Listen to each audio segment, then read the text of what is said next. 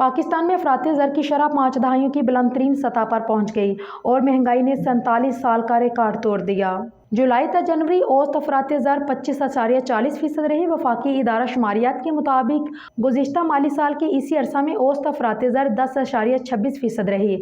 दूसरी जानिब मुल्क भर के यूटिलिटी स्टोर्स पर मुतअद्दिद अशिया ज़रूरिया की कीमतों में इजाफा कर दिया गया और इस हवाले से नोटिफिकेशन भी जारी कर दिया गया। यूटिलिटी स्टोर्स पर मुख्तलिफ ब्रांड के मसाले, नमक, अचार, शू पॉलिश, कपड़े व बर्तन धोने का सर्फ और साबुन, मशरूबात, टूथपेस्ट और कस्टर्ड की कीमतों में भी इजाफा कर दिया गया।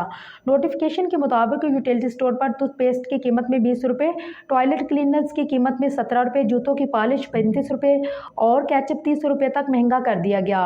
नोटिफिकेशन में बताया गया है कि दूध का डिब्बा 40 रुपये, नूडल्स की कीमत में 35 रुपये, मशरूबात 60 रुपये और बादाम के ऑयल की कीमत 20 रुपये तक बढ़ गई है, जबकि मैक्रोनी 45 और चिली गार्लिक सॉस 40 रुपये तक महंगा कर दिया गया।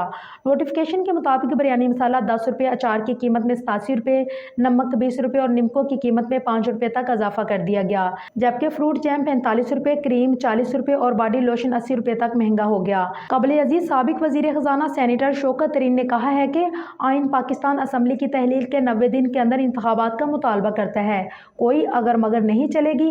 गवर्नर आइन की खिलाफ वर्जी कर रही है। शौकत तरीन ने कहा है कि जनवरी में CPI बढ़कर 27.6% और खुराक की अफराती ज़र 39% हो गई।